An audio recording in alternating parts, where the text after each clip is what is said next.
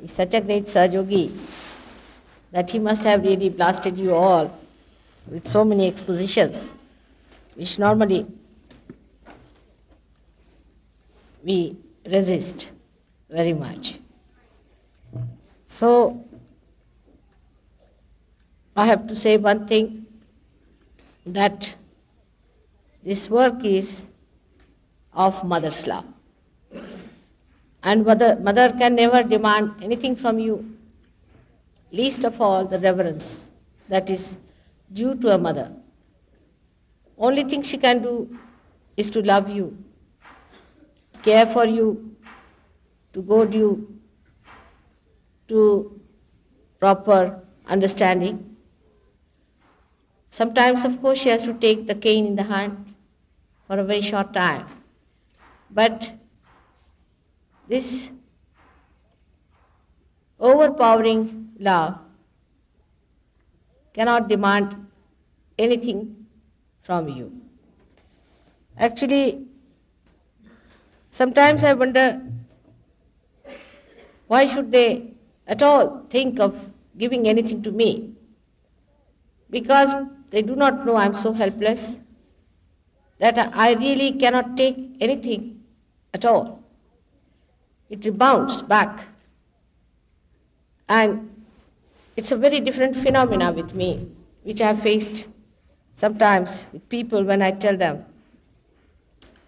that love can only be returned in one way, that is only by assimilating it within yourself. Just by sucking it into your being, just by fulfilling yourself with it, to be absolutely satisfied, to be transformed into a new being of joy and happiness, to be the lotus of your being, to be the fragrant personality of this earth.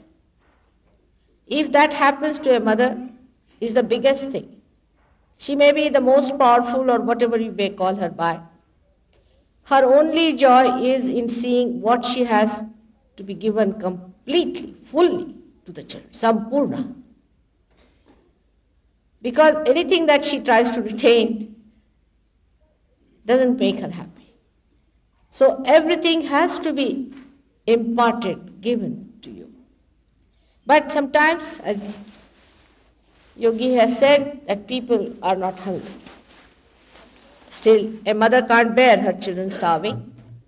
So she has to create also the hunger in her heart, in the heart of her children. A mood has to be set in, and thus today we had a very nice program describing the different deities, awakening them within ourselves, setting you for your transformation. I am very much thankful to Srimati Komala Devi Vardhan for giving such a beautiful exposition of Bharatanatyam, and also to all her accompanying artists. They have been very kind to us. Thank you very much.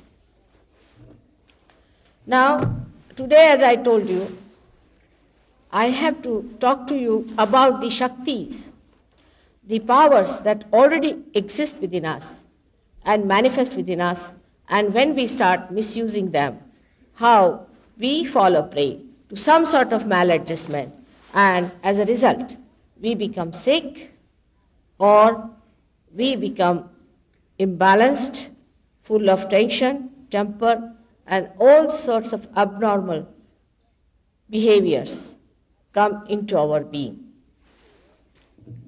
This subject is to be understood better. If you had the book, you must have done some homework, I'm sure, today, that within us lies the power of Shiva, the power of our Atma in our heart. And this power of Atma is the witness which watches the play of the power of the Holy Ghost. The Atma is the reflection of the God Almighty.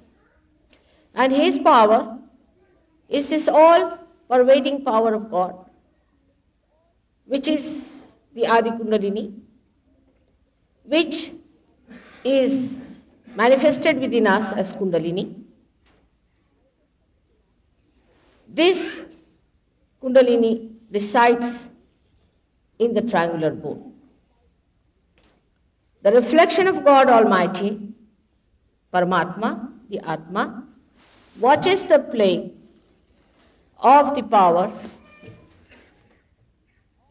of love, love of God, power of Adi Shakti, his own power of love, which is immeasurable, which is Anand, which is indestructible, which does everything in this world, which is called as Brahma Shakti. That's the truth. The rest of it is not. But still, we are sleeping. Still, we are not aware of that power that is all-pervading. We have heard about it in all the scriptures that there is an all-pervading power. Yesterday I told that this power is doing all the living work. Despite all this, we cannot feel that power, and we do not know whether we should believe in this great power that is surrounding us, whether such a power really exists or not. The reason is we are still, as a human being, we are in a transition.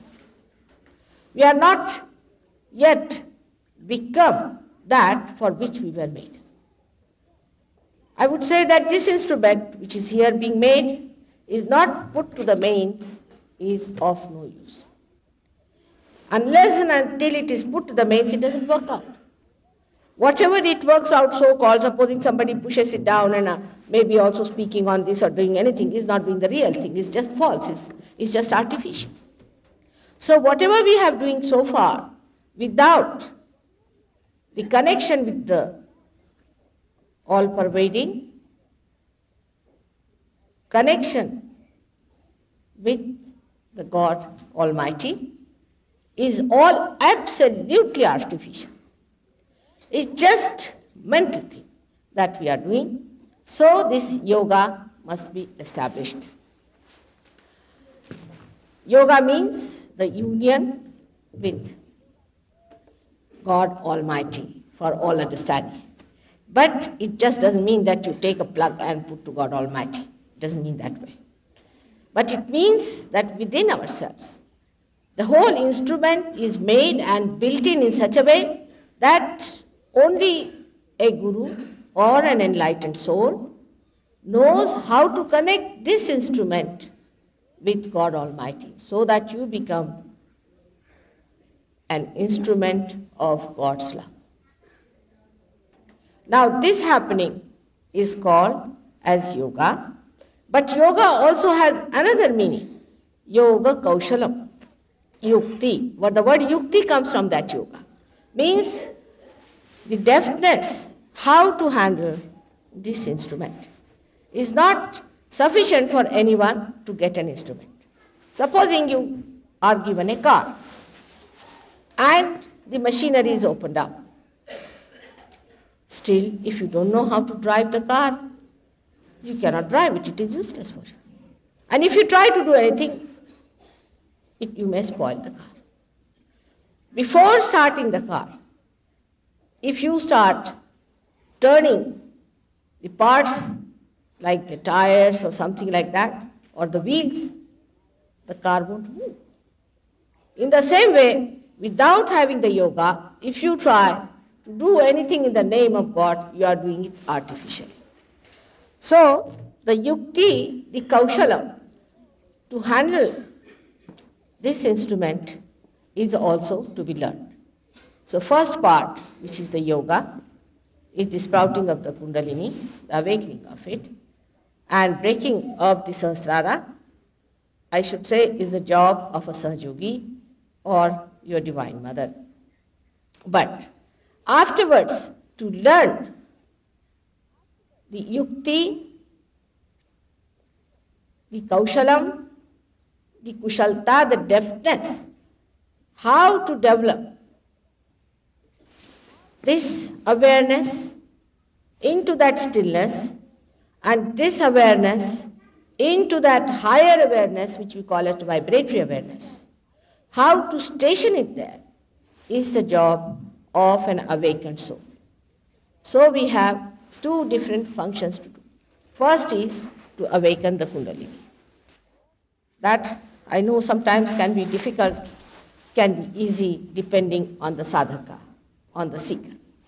But the other part of it becomes much easier for a person who is awakened if he has real bhakti for himself, real understanding that he is a person of some value. He has come on this earth not to just waste his precious human life and fritter it away, but for a very, very special purpose. All such people will dedicate themselves completely to master the art of yoga. Now, many people ask a question that what is the difference between Sahaja Yoga and other yogas? There is no difference at all. Because if you see the yogas which are described, say for Hatha Yoga, is the Hatha Yoga was practiced in our country when we had a very different of society. The children from about 5 years to about 25 years at the most would go and live with their gurus, who were all realized souls. In those days, we didn't have such gurus as we are having these days, all kinds of funny things. They were realized souls, absolutely detached, of course married, living with their wives, and looking after the children who went there for their education. And at that time, this kind of Hatha Yoga was practiced, where people led a complete brahmachari's life. Today, such a situation doesn't exist at all. So much so that the Gotra was nothing but the university. Say, supposing my Gotra is Shandilya Gotra. The university where the children studied could not marry each other, not in 1 generation, 10 generations, but till today. So the Gotra Vichara started that these brahmacharis must be kept absolutely pure. But modern times are such that even if you want to know your Gotra, I think perhaps very few people really know what is their Gotra is. So when this is the situation of today's society, where the purity of life is so much challenged every moment, where there's no sense of brahmachari among children, to practice that kind of Hatha Yoga is going to be rather difficult, where you have to spend all your life in a school under a realized soul who is a guru. These days you see the quality of gurus and the quality of students. But in that also, the first anga, Satyang, is not only making yourself thin or making yourself like an actress. It was not only a Vyayama system. It was Ashtangas. Out of Ashtangas, the first and foremost was Ishvara Pranidhana. Means first is the realization, establishment of God within yourself. And absolutely it is logical and sensible to understand this, why Ishvara was to be established first, because unless and until Kundalini starts moving, you will not know what is your problem is.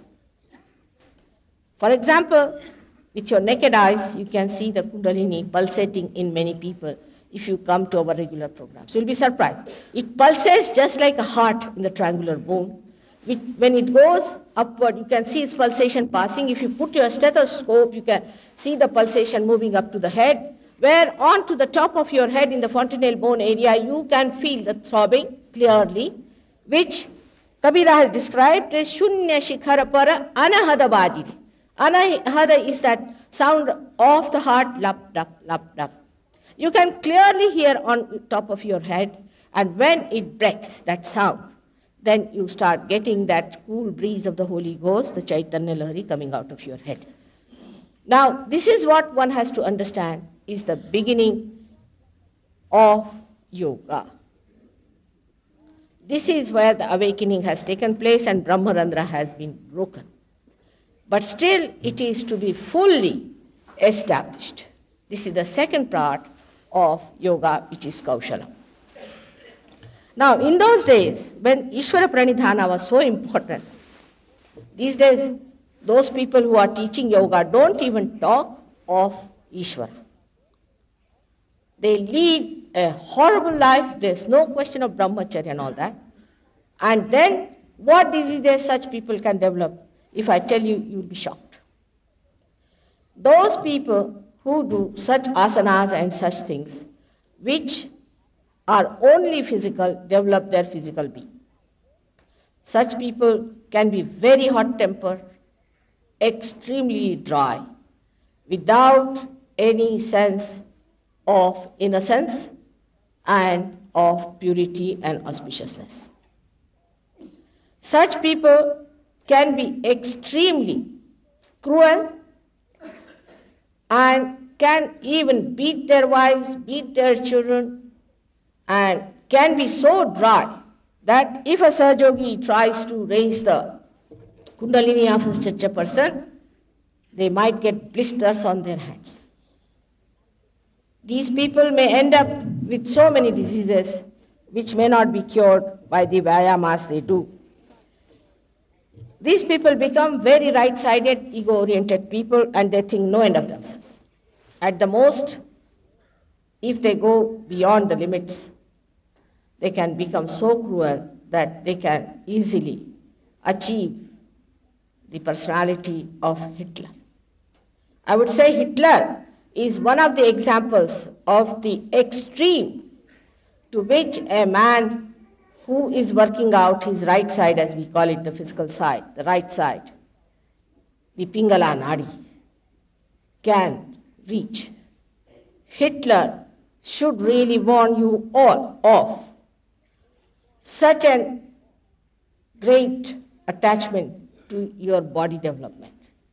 You are not only your body. Many people who come to me, I have seen, come for sickness and want me to cure them. But one has to know that God has common sense. He is the source of all the common senses. Those people who want to get cured, if they are not the ones who are going to carry the light of God, then why should God cure them? The light that we have in our house, which is just a lamp and cannot be useful for producing light as such, are we going to repair it? If we cannot repair it, the great economist who is God, is he going to do such a thing as to cure a person who has nothing to do with God, who is not going to work out anything, who is a gone case? Now, at the very outset, if you read Gita, you will find that Sri Krishna has clearly said they are already dead people. He asked Arjuna that you have to kill your relations, even people like Krishna Pitamaha and his guru also. Because they are already dead. That means whatever is dead is always dead, and whatever is living is always living, as he himself has said that Nainam Chidanti Shastrani Nainam Dahati Pavaka. That spirit, that Atma within you cannot be destroyed. So such people, if they have a body which is absolutely incapacitated, or they have a mind which does not want to receive anything about God, then the God's forces recede back. And such people may not be cured. But a time has come where I feel God himself, in his all graciousness and sweetness, is so gracious, he's so kind. I have seen in Sahaja Yoga that people who are supposed to be just directly going to hell are getting realization. It's amazing. I am amazed at Sahaja Yoga. That's why I call it a Mahayoga. People told me about a man that he is the one who has done all kinds of bad things. Even his wife has committed suicide. He is a man who drinks and who plays this and does that, and he's done all sorts of things, and now he's absolutely finished and fagged out. He has no money left. And he came to me, and of course with great difficulty, he got his realization. They didn't tell me beforehand. But the way he was difficult, I was wondering, what sort of a person is this? He had no diseases as such. Very healthy person, extremely ego-oriented. But he got his realization. And when he got his realization, he was a transformed man. All his Shadrupus had fallen down. He was a different man. His face was different. He was so beautiful and so much stunningly changed that even his own wife could not believe that it is the same gentleman. Because he had, one wife had committed suicide, he had another wife who was absolutely pestered, who was about to commit suicide, and she herself said that, look at this man. How has he changed so much? What has happened? So that it is proved that God has really become extremely gracious, extremely kind. And that is why yesterday I asked you to say again and again that, Mother, I am not guilty, not to feel guilty. Really don't feel guilty at all, because whatever you have done, whatever may be your mistake against God, whatever anti-God things you have done to others or to yourself, forget it. It is time for you to get realization, and all of you are going to get it. Another yogas are Raja Yoga, and other yogas are there. Now, Raja Yoga is another thing which means that you have to do Kumbhaka, means holding up, and that you have to do Khechari and all those things. Actually, it is brought out in such a funny way that you'll be amazed that the way people follow it is something like before starting the car, you start moving the wheel, you start moving the what you call the steering wheel, and you start pulling the choke. In the same way, we follow Raj Yoga these days. There was a gentleman who used to cut the tongue, in America, used to cut the tongue of people and used to push them back here mechanically to call it a Khechari. Kabira, in his exposition, has clearly, absolutely condemned it. And he said this kind of nonsense is not going to take you to God. Also, like shaving your head or wearing a kashaya vastra and all that kind of a show is not going to take you to God. He said it that if shaving your head is going to take you to God, then what do you think about the sheep which is shaved every year twice? It must go to God first. So all these nonsensical ideas about yoga are to be cancelled. Because Raja Yoga is the thing that actually happens within us when the Kundalini rises. It's a tremendous happening. And there are so many activities that go into play that it is impossible to describe in one lecture what all happens. But imagine an energy going up and all the centers going into motion and commotion, fixing up the Kundalini in its proper place, supporting it. They have to do so many things simultaneously, as we cannot describe even a simple thing like digestion of food, which is so autonomous. We cannot describe that happening, which is so subtle and so quick and so alert. But by putting your tongue in your throat and wagging it all your life, you are not going to go near God at all. On the contrary, God is going to be very angry with you for being cruel to yourself or nothing at all. This concept comes, I don't know from where, that you can do all these yogas without really doing the yoga. The real yoga is spontaneous, is living process. Is a process which is sahaja. Saha means with, ja means born, is born with you. We never think how we digest our food, do we? We don't know how we see things. It's the most wonderful, intricate camera that God has built in our sockets. Now, do we ever understand that this complicated body was created by some energy within us, and that energy is still there, which has to give us this last jump into the new awareness of self-realization. Why should we not think that whatever we have got so far has been absolutely free? You didn't become human being by paying anything to the monkeys, did you? How did you become human being? Spontaneously. How did this evolution come up? Spontaneously. You did not do anything about it. Did you stand on your head to become a human being? Did you go to any school or to any university to read about it? All that is vital for human beings is absolutely free and has to be free. Not only free from money, but also from reading and all those things like breathing. Supposing if you have to breathe, first you have to go to school and find out how to breathe. How many will exist even for a second? Reading has nothing to do with God. Please remember this. Reading books doesn't take you to God at all. Only thing is that if you read something, you may reach a logical conclusion. Like when you come here and you see an advertisement, you see that there is a program of Mataji Nirmala Devi. If you think by reading that advertisement, you have got your self-realization, then what should I call you?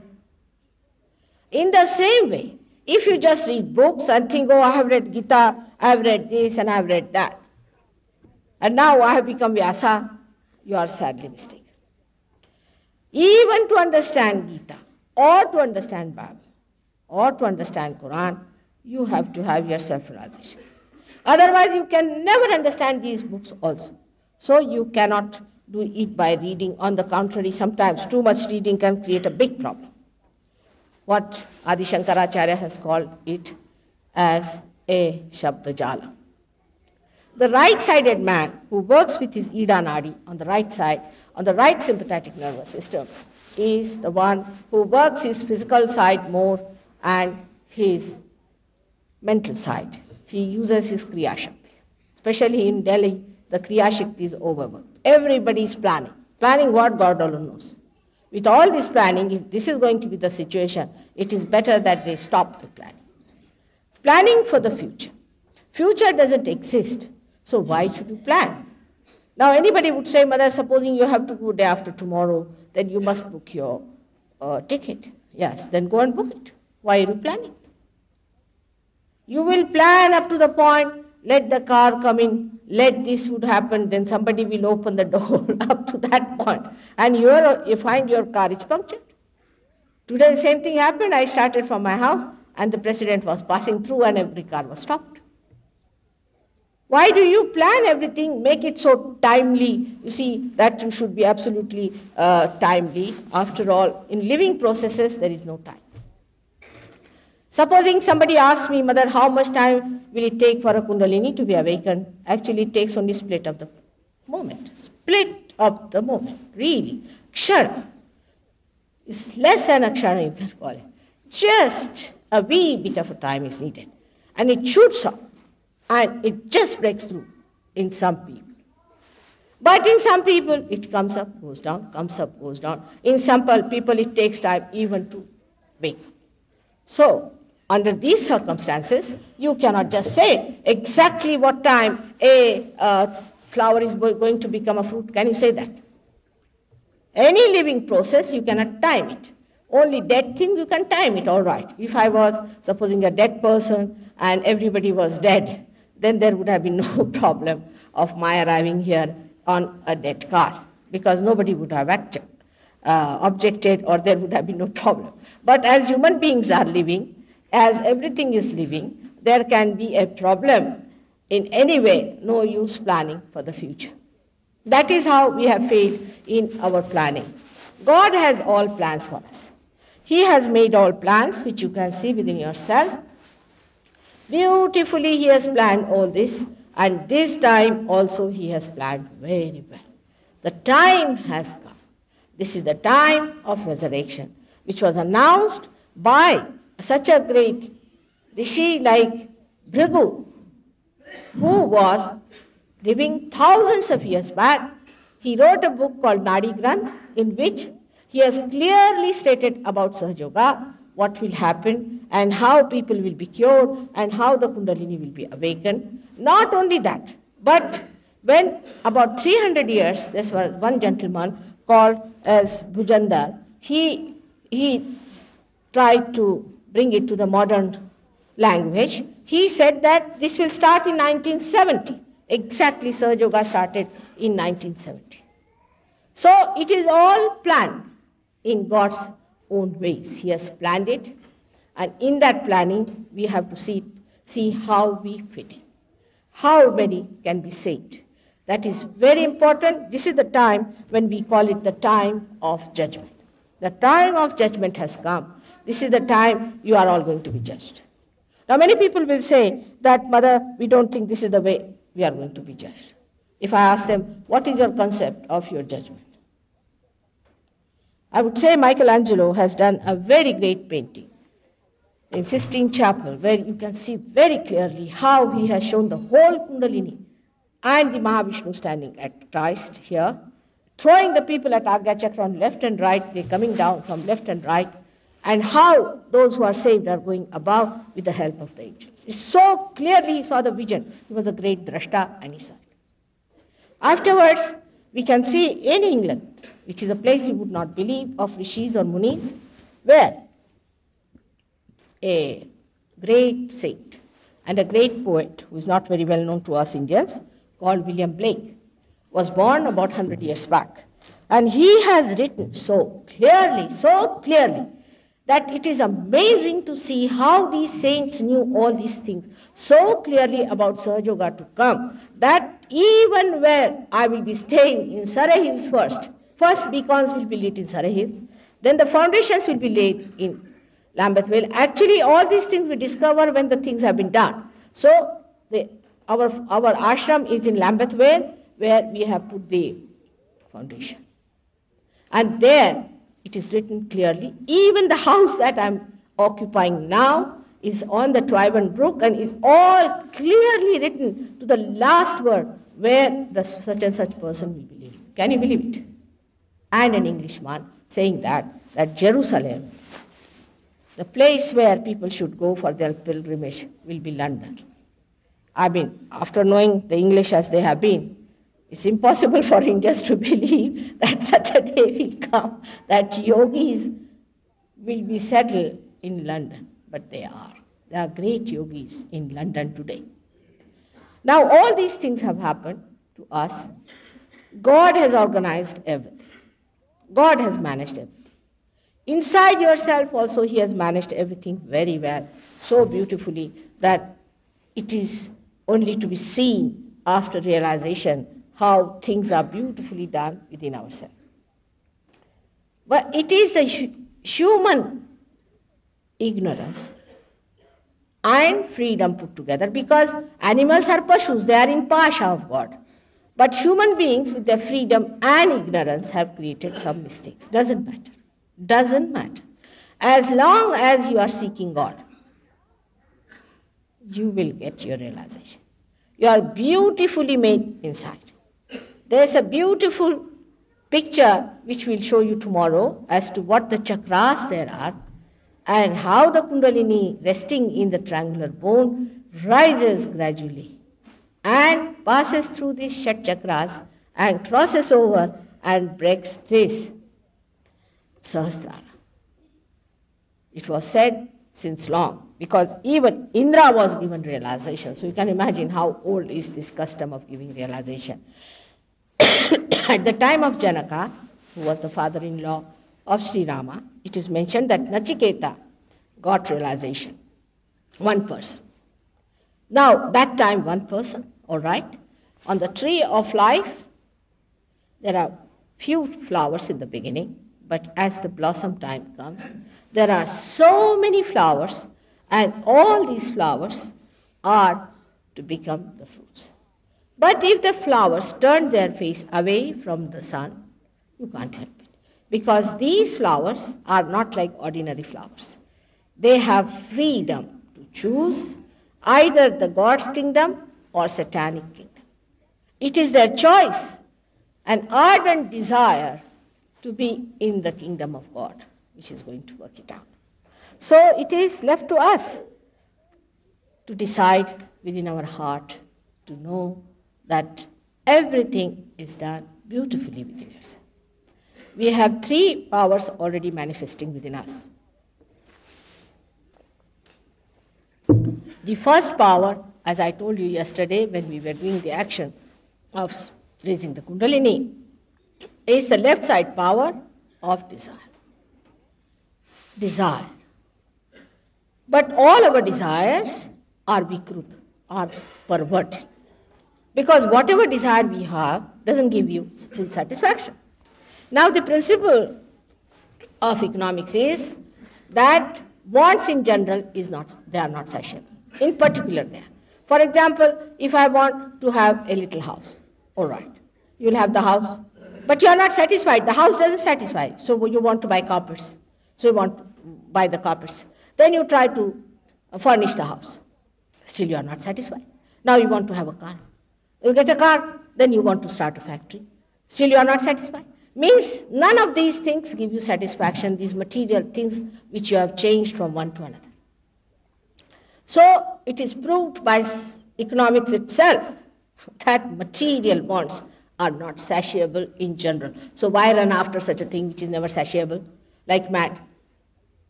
If it is said by economics itself, let us turn to something else. And the else is nothing else but the center, the controlling power of all the natures and of all the beings within this creation. And that is God himself. That God resides within us as spirit. So we have to turn to him. As I said, we have to go to the roots and know the knowledge of the roots, which is absolutely different from what knowledge you have had so far. Absolutely different, but you have to see for yourself with open mind. So we have three powers. The left side power is the power of desire. And as I said, all the desires that we know of are vikrutas because they do not give you the satisfaction of the desires. So there has to be something shuddha desire. There has to be some pure desire. And what is that pure desire? Is this Kundalini. And this Kundalini is the one which is waiting for that day when, as a mother, she will give you your realization. She is your mother. And she is the one who has been with you all your lives. And she is the one who wants all the time that my child should get the realization. Now this mother is an individual mother. She has no other child. You are the only child. She is very tender, kind, and extremely knowledgeable. She knows all about you. She knows all the mistakes you have committed. She knows that you have done wrong to yourself. But still she is so powerful that she knows if she is awakened, she'll throw away all other desires and will come up and will make you meet your ultimate goal, which is your spirit. So we have the Shuddha Ichha. The Shuddha Ichha is your Kundalini. Now the other side, we have another power, which is the power of action. This power of action we put into wrong things. Always our action leads us into troubles. As I told you about science, you take any action you take. First of all, you are not sure as to what you are doing. Now, take to the ultimate, which we think is the most noble thing human beings do, is to help others. Now, this at least you would think, why should mother challenge?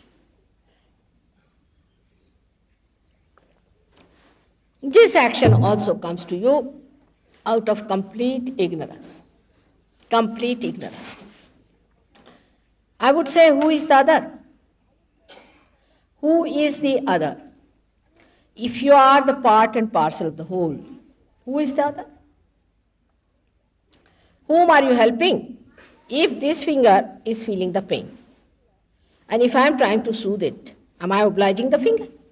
Am I doing anything for the finger? It comes out of ignorance and ego that we are trying to help others. Actually, you are helping yourself. Perhaps also you are doing it to pamper your ego. I have seen people who have got big awards for being very helpful to the poor. I have seen their temperament, such hot-tempered, horrid, absolutely thin like sticks, horribly placed about their own positions. Such people, what good can they do? Even their own personality is abhorring. I mean, people, when they see such a person, are really frightened and awed. Oh God, what a matron this lady is. And she's supposed to be helping people in some sort of a nonsensical thing. Like somebody says, all right, you take 100 rupees. I'll give you 100 rupees, I'll help you. All right, you have helped the man by 100 rupees. Forget it. What is 100 rupees? Forget it. Just you have not helped, just given it. I would quote my father in this because my father was another great realized soul, which was really, can be legendary. I know that he was an extremely generous man. And he gave everything that he had for the struggle of India, everything. But his generosity was so great that every Sunday he used to distribute some blankets and things like that, sitting outside in my house, just passing over, and his head always bent like that.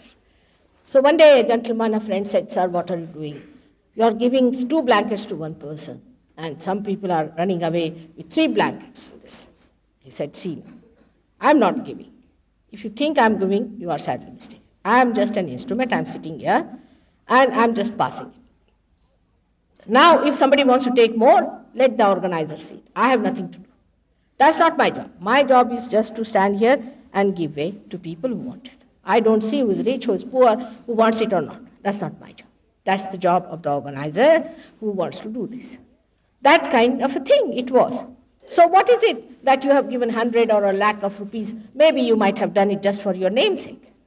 It has no value intrinsically of any punyas. You have won no punyas at all. The punyas are only won when you just do it without looking at it. But it's very difficult, very difficult. Only a realized soul can do it, who gives away without even knowing you have given away. Only a realized soul is like that. I mean, you'll be amazed that I don't know how many people I must have cured, I have no idea. But one day I was sitting next to a gentleman in a dance like this, and he touched my feet, and I said, who are you? He said, Mother, don't you know you have saved my life? I said, saved your life? All right, forget it. I said, sit down, let's see the dance. And I was trying to remember when did I meet this fellow. I just could not remember. But I said, you were never sick. How can you be sick? He said, no, I got my realization and now I'm all right. His face was changed, he was so transformed. I just could not place him. I could not understand who he was. So you can imagine what a change a person can achieve through realization, and a person who is supposed to be kind and obliging just gets flabbergasted and ashamed and embarrassed at the kind of a memory one has, because you just don't remember all these things. It's not important to be remembered. It's not important at all to remember these things. And such a person has no value for things that are so important to him. I tell you, you can live much better if you don't worry about so many things that you have to do. So with this right power of action, we try to do things which are really anti-God activities. First of all, that we buy something and we think this is mine. If you say anything is mine, that means it is not I, as I told you yesterday. But this feeling that this is my possession, this is my thing, I must look after it, is absurd. I just don't understand that. You all know, you have seen that everyone dies. Anyone who does not know this, I have not known anyone like that. Now, when you die, you don't take anything with you. This you have known also, or have you not?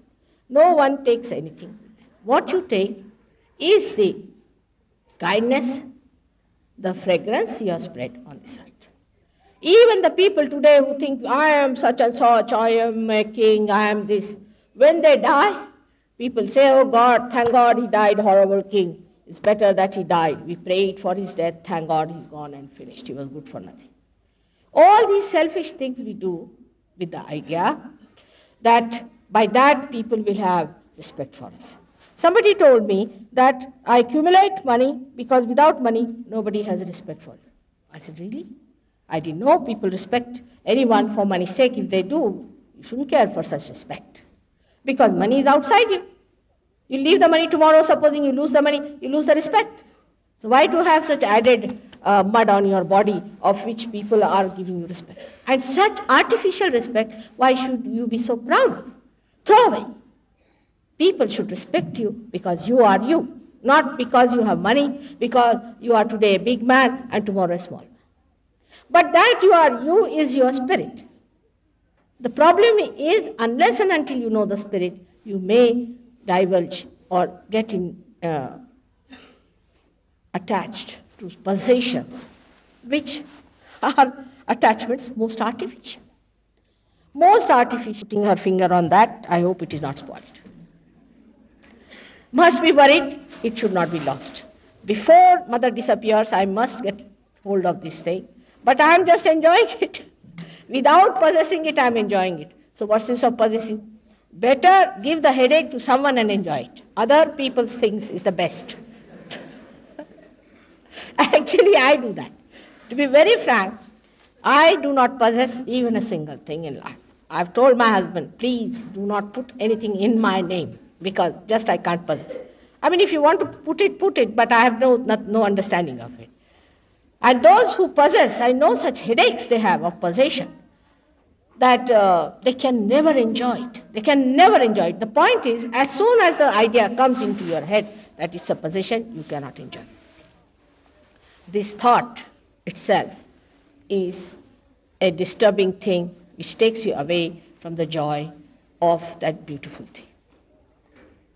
So what is the thing that you have to see in matter is the joy of aesthetics. First of all, the joy of aesthetics, which we do not at all think that aesthetics are possible without possessing it. We cannot think that anything can have aesthetics unless and until you possess it. You cannot enjoy the aesthetics unless and until you possess it. Thank God there are now museums. Most of the aesthetic things have gone into the museum and headache is over for many. But still people want to smuggle these things, to buy these things, to possess these things, to have such a big headache. What is the need? There is no need to waste your energy in possessing things which are headaches. If they are not headaches, it's all right. But we don't possess them, let them be there. I tell you, if you don't worry about it, they will be there and they will give something more than what is expected of material things. Of the material things, the value of that is the joy of giving material things to others. That's the only thing I feel any matter has. There's no other value in things which we can possess, so must be the value in giving the headache to somebody else. I tell you nothing like it. Try. Try this. Try to give away all the headaches to others and you'll feel so relieved, you'll sleep selling all your horses. As you say, ghode bech ke so gaye. In the same way, if you try to pay attention to somebody because he's rich, say he has diamonds, or he has, I don't know, some big car, so, oh, what a car it is. This England is very good for that. If you wear a real silver, pearls, they start calling you madam. And if you wear artificial ones, they just bark at you. They know, all of them know. But you see, I am wearing it, not you. Even if you call me madam or even the Queen Elizabeth, I am not going to give you. So why should you call? The whole system is so artificial and so stupid. It's so stupid that for a person like me, I just don't understand why should we waste our energy after people who are not going to shell out even this much, even if you give them the respect for these possessions of theirs. Once you start giving no respect for possessions, those people who believe in possessions will rise above and will try to imbibe something higher. I have had lots of complaints about people taking bribes, making big money, they start having this big thing and all for themselves. Now the reason is people are impressed by that. People are only impressed by those things, so people try to acquire. Whatever you are impressed by, people try to do that. I'll give you a concrete example. When my husband got a transfer in Bombay, we were all simple ladies from all over, educated, and we were all decently dressed, Indian style. We used to live in a very decent way, good wives, and all that's the way we had come from, say, good families. So we tried to keep the honor of our family. But then one lady came in, and she was quite a, according to me, a strange woman, you see. And most surprising was the way she dressed, strangely and funnily. All men started getting impressed by her. I mean, this woman would not even look at them. She would talk to them rudely. She was such a funny woman. But all men were attracted to her. Something must be possessed. I don't know what was the reason. But the ladies who were so good and nice started changing themselves just like that. And they said, if their husbands are interested in such a particular type of a dress, why not I do it? And they all started changing themselves so fast that suddenly I found myself surrounded by all this. And they thought I am a stupid woman. The trouble is, unless and until you, the Sahajogis, of course, will do. But the people who are not even Sahajogis must know that after coming to Sahajoga, your priorities are so changed that you do not care for all other things which are called to be positions or big personalities, or you can call it a big educated man or some rich Raja and all that, but it cares for the Kundalini itself. The Kundalini will judge you. We have one very ordinary boy who is a poor boy. His name is Moresh. Of course, by the help of Kundalini, of course, your Lakshmi Tattva is improved, so he has improved in his Lakshmi Tattva also. But he is a very great Sahaja. I mean, he's really a very great soul, and he is respected much more than any big man coming, because we understand the intrinsic value of a person is how far he is a realized soul. So the whole system that we have built in, which is responsible today for a shock for us, is going to change. And all the priorities are going to change. Our idealism is going to come up, and we are going to look at people for their intrinsic value and not for their outside value. I don't know how many of you have met Mahatma Gandhi. I have lived with him in my childhood. And though he was a very dry person, extremely dry, and he made us like scouts, you see, and he took us to task because it was necessary. But the thing I learned from him was that the way, I mean, he was particular on correcting himself every moment and saying things which will correct you also. This was his beauty of his leadership. We had a program, something, and Maulana Azad, all of them were there. I was a little girl. And we were giving water and this and supplying to them. And then Gandhiji said, better not go for lunch, you better have lunch here. They said, all right, whatever you say. They're very obedient people. So he got out, he had the keys with him because his wife had gone out. So he took out the keys, opened the thing, and took out all rice, wheat, the atta and everything, according to the people there were, measured them, put them. Took about 15 minutes. When he came back, everybody was very embarrassed, and I think it was Maulana Azad who said, Bapu, we did not know you had to go to this extent for us. I mean, it's too much. They said, what too much? Do you know? This is the blood of my countrymen. I am just a trustee. I cannot allow even a drop of that blood to flow out. Can you imagine? That's why he's a Mahatma. His detachment was so great that it impressed people. Everybody was literally frightened of him, I had seen. except for me because I was his favorite, I think, and he used to call me Nepali. And when I told him one day that, Bapu, you're very strict with everyone. I can get up at 4 o'clock because I used to get up. I can do anything with my body, is very good, but everybody is not like that. He said, you are the old mother. I'm not. I'm a father. I'm going to put them right. And in a very sweet way, he used to treat children also. But the best part of it is this, that the people at that time when he created that atmosphere, he created people without realization, I must say, with his own character, with his own sublimity. He created characters who respected people because of their quality and not because of their falsehood. But in Sahaja Yoga, you don't have to give any lectures. You don't have to be strict like Gandhiji. Nothing has to be done. You are just to be given awakening and it happens to you. You are just a changed person. You get that transformation automatically. Nobody has to do anything about it. All your actions become directed towards Sahaja Yoga. Now, when a Sahaja Yogi meets me, he is always talking to me, Mother, that day I saw such and such thing and my Sahasrara opened out.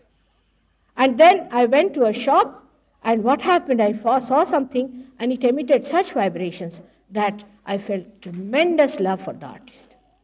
The whole talk, the whole system, the whole thing changes and he talks like an akarmi because he does not do any karma, the whole thing flows, he becomes a third person. He talks like a sakshi. He talks like a third person. He doesn't say, I have cured somebody. He says, Sahaja Yoga has cured that person. So he becomes separate from Sahaja Yoga. He is not Sahaja Yoga in the sense that Sahaja Yoga is doing its job. I, the one, the ego, is separate.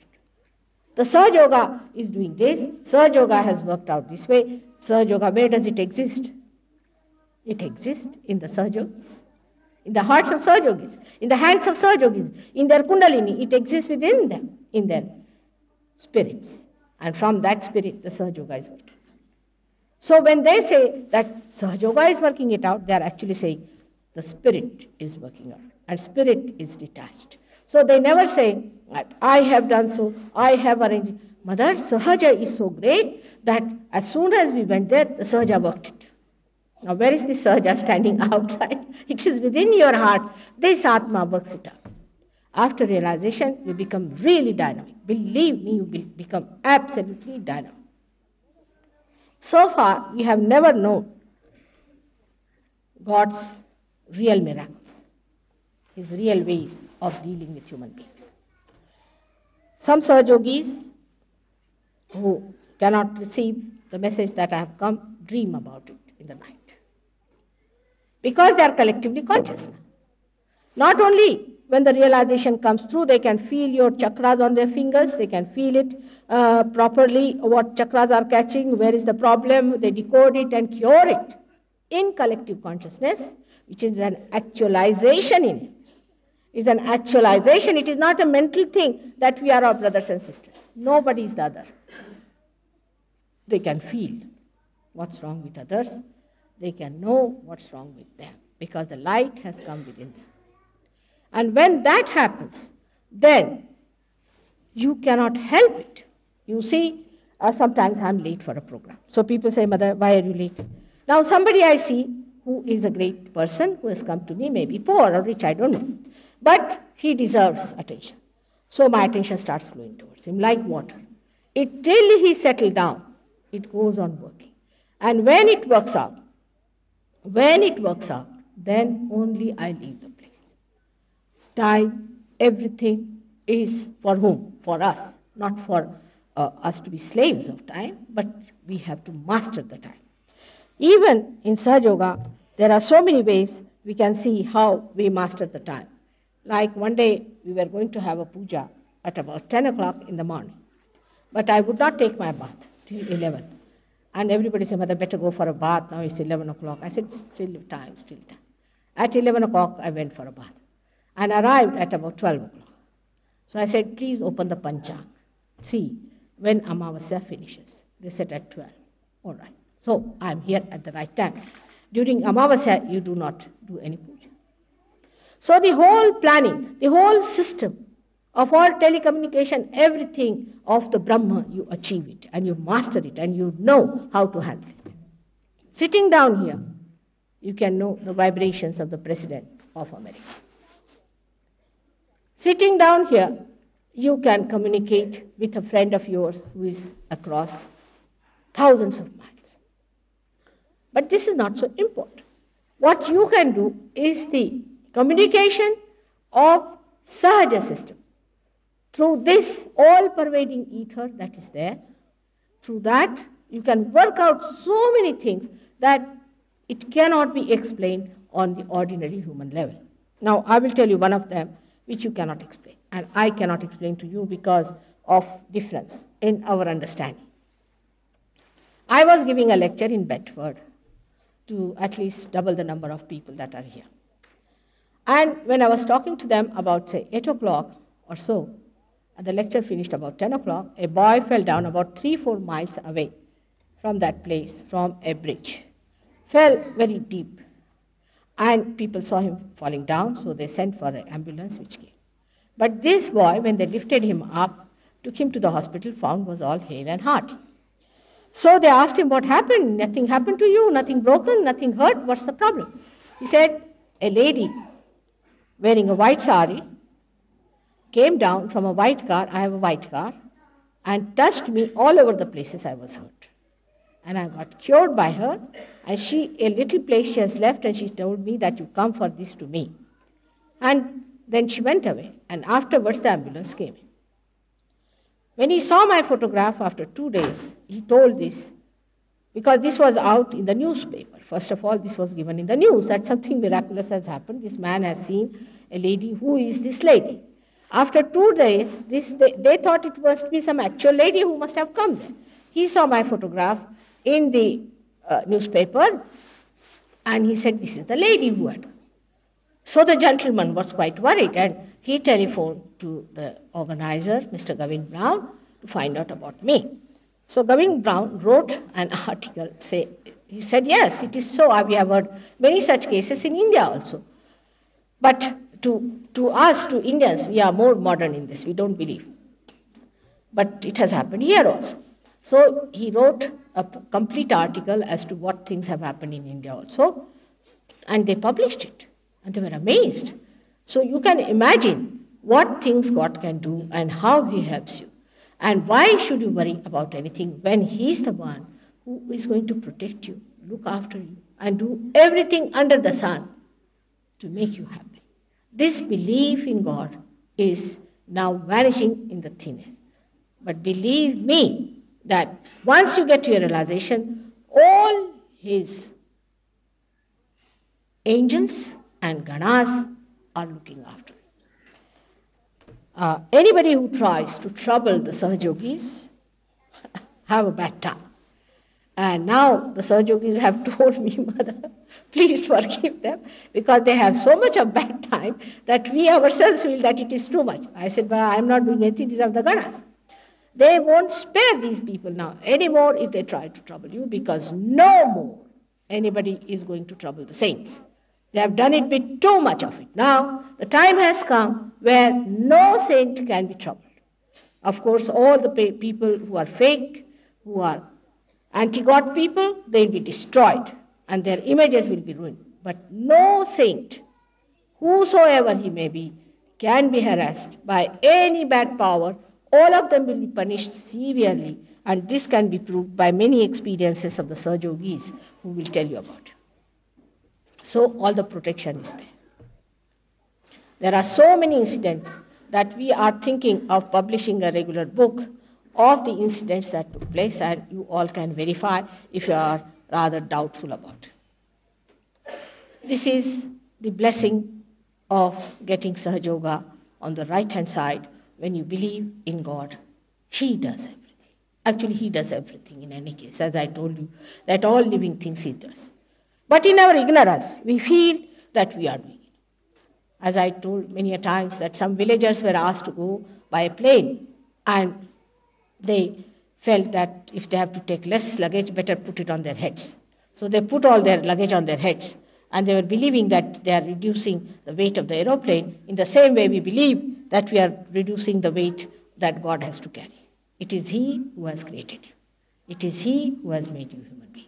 It is He who has to give you realization. It is He who has to give the joy, and it is He who has to give you the citizenship of His great kingdom. It is all a desire of a father who loves, loves, and loves his children. He adores his children, he adores his creation, and that's what he has tried to create. An atmosphere today where people will have to take to Sahaja Yoga if they are not a little bit frightened. They won't come to Sahaja Yoga. So don't be worried. All these are just a fake, frightening things. They will all disappear. There's nothing to worry about it. As you call in Hindi language, a bandar bhakki hai. You just don't worry. This is just a fake warning for all the people so that they can come to Sahaja Yoga, get their realization, and settle down within themselves. Now, yesterday I was little on a very serious mood, and I warned you all people of Delhi. Because what I find that Delhi is the weakest center we have, the weakest of all. People come to Sahaja Yoga just for treatment, and even if they come for Sahaja Yoga, they just come and take it very easy, as if they have been to some one of the groups or ashrams or things like that. Sahaja Yoga is a thing for very serious workers. It's not meant for useless, horrible, unsteady people. And I don't think that in Delhi you have many people who are really steady people. I have an experience like that. I have tried everything. I've been coming here for last 11 years. But the amount of great people I've got in the villages of Maharashtra, or in Bombay, or in Pune, or in Solapur and Kolhapur and all that, I tell you, this is not even 1/100th of that we could achieve in Delhi. Of course, some of the Sahaja Yogis are very great, but very few. And the rest of them are just absolutely mediocres. Do not take it up seriously that this is the only way you can solve the problem of this country and of the whole universe. For us, the Western ideas are very enamoring, especially, I don't know why, in Delhi. And this kind of behavior is leading them to frivolous understanding of their own being. The whole thing is that Delhi is the Dahlij of God's kingdom or of hell. It is for you to decide now what you want to create, hell for your children or heaven for them. It's a very sad thing that Delhi people, of course, come in thousands. In one of my lectures, we had such a big crowd that I could not get out of this place. But it was just a crowd, a mob. It had nothing, no quality of any kind. I was amazed that all the muck of the world has gathered in this Delhi or what. It was so shocking that they are not bothered at all. They talk big about politics, they talk this is happening, that is happening. But how many of them really take up seriously that there is a solution? And let us all take to the roots. Let us cure ourselves. It's our responsibility. Tomorrow you, the residents of Delhi, will be blamed the most of all. Sometimes I feel like cancelling all the North India because this is the Delhi of North India. And if this is the case of the people living on the threshold of the north, what is going to happen to the rest of it, God alone knows. So today I'm again warning you, as I had warned you again yesterday, that we have so many beautiful projects we are starting in the Maharashtra area. You can come and see for yourself with your own eyes, which is so tremendous. Even the scientists and so many philosophers, doctors, they have approached. I have visited, of course, all your institutions, not that I have refused to do that. I have also spoken to the Doctors Association in this your institute. But what they came out was so funny. They said, have you got a file on how many people you have cured? Imagine, I told them, do you understand this is love? And you don't keep files of love. First of all, you become realized. Why do you ask me such a question? Am I asking any money? What is there to doubt me so much? You are asking me as if I am a criminal. If you want to have realization, please have your realization and help your people. So, I have to tell you that be careful. The beginning and the end is going to start from this particular Delhi. And that's why this name is given to this. So the people who are on this borderline must know that you have to come up. You have to come up to the expectation of God, who has brought such great things for you on this earth, who has created this Mahayoga for you. Please remember that you will be held responsible later on, and you should not reject it. I hope you'll make it a point tomorrow to come. As a mother, I can only request you from my heart that my children try to be chivalrous, great, as so many have been in this country, and stand up to it and get to it. Know it, you are the foundations of this great work, of God's work. So spare no efforts to get to this great, tremendous, blissful work of God. I am always at your disposal. Those who have come to me have gained in health. Today I saw a lady, you won't believe that woman was nothing in bones when I had seen her. And when I saw her, I said, see how much she has achieved. And she's such a Sahaja Yogini today. She said, Mother, now I have got a new birth, now I've forgotten my religion, I've forgotten so-called religion, I've forgotten my country, everything. I'm beyond it now. Use me whatever way you like. And the whole ideologies and all that are so beautifully changed. And such a love-giving thing it is. So I have to again humbly request you to understand that the Ganges is flowing at your lotus feet. Just take a dip and know that your ghagar, your pitcher has to be empty to fill in the Ganges. Thank you very much. Tomorrow I'll be telling you about the chakras. And now we can have a little session of realization for about 10 minutes. And tomorrow again we'll have another session.